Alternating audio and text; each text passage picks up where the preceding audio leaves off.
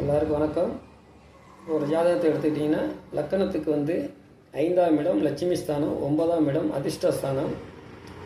இந்த 5ஆம் இடமும் 9ஆம் இடமும் ஒரு ஜாதகத்தில் ஒரு மனிதனுக்கு ஓங்கி இருந்துச்சுன்னா பூர்வ புண்ணிய ஸ்தானமும் அந்த லட்சுமி ஸ்தானன்றது நல்லா வேலை செய்யும்.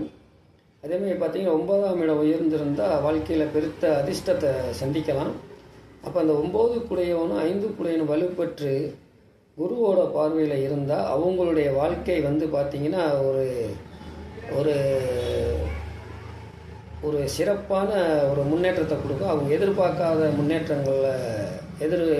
முன்னேற்றங்களை தரும்.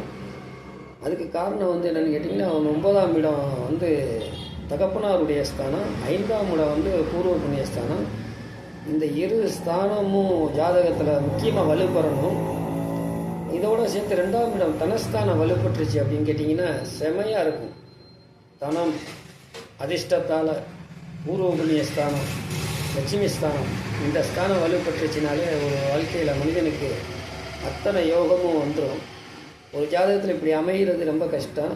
அமைஞ்சிச்சின்னா அவங்க வந்து பெரிய பணக்காரனாக வரலாம். அவங்க வீட்டில் பார்த்திங்கன்னா வண்டி வாகனங்கள் இருக்கும்.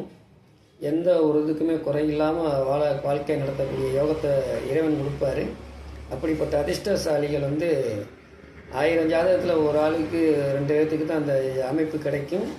அப்படி வேணும் அப்படின்னா இறைவனை வேண்டி நல்லது செய்யுங்க. அனைத்தும் உங்களுக்கு கிடைக்கக்கூடிய யோகத்தை இறைவன் கொடுப்பாரு.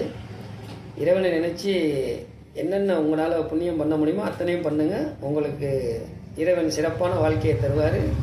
அகத்தியர் ஜோதிடர், உறையூர், திருச்சி.